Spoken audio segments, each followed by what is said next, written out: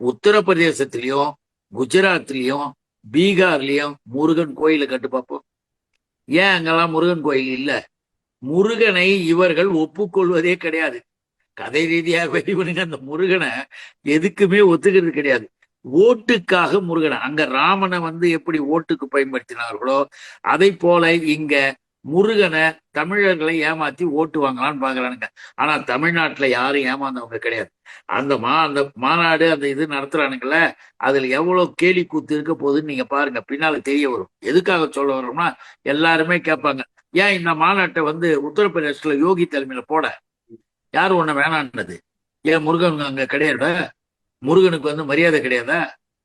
இப்ப உத்தரப்பிரதேச முதலமைச்சர்லாம் இங்க வராங்களாம், எல்லாம் அந்த மாநாட்டுல கலந்துக்க போறாங்களாம். அப்போ என்ன ஒரு பிளான் பண்ணியிருக்கானுங்க? தமிழ்நாட்டை சுற்றி சூழ்ந்து ஒரு மத ரீதியாகவும் இந்த கடவுள் நிலைகளையும் காட்டி மக்களை ஏமாற்ற முடிவு பண்ணிக்கிட்டு தான் அமித்ஷா இங்க வந்திருக்காரு. அவர் அப்படியே உட்காந்துட்டு அடுத்த வேலை என்ன பண்ணுவாரு? தனியார் ஹோட்டல்ல உட்காந்துக்கிட்டு தனியார் ஹோட்டல்ல உட்காந்து என்ன செய்ய போறாரு அப்படின்றது அவருடைய விருப்பம்.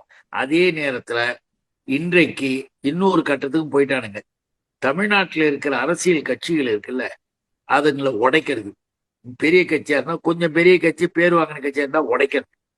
உடைச்சிட்டு அதை மீண்டும் இவன் நம்ம ஆதரவு அவன் நம்ம ஆதரவுன்னு சேர்க்கறது.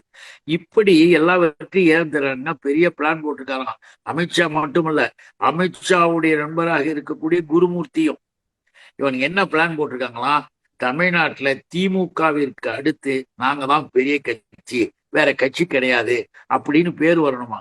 25 எம்எல்ஏ எங்களுக்கு ஜெயிச்சா போதும், நாங்க அதை வச்சு அரசியல் பண்ணிக்குவோம் எதிர்காலத்துலன்னு அமித்ஷாவும் மோடியும் இந்த குரூப் எல்லாம் சேர்ந்து RSS குரூப் திட்டம் போட்டு, இப்ப தினகரன் இருந்தார்ல ஏடிஎம்கே, அந்த குரூப் பிரிஞ்சுது, அவரு கொடுத்துட்டார், எங்களுக்கு திமுக தான் பொது எதிரி, நாங்களெல்லாம் பிஜேபிக்கு தான் ஆதரவு தருவோம் அவர் சொல்லிட்டார்.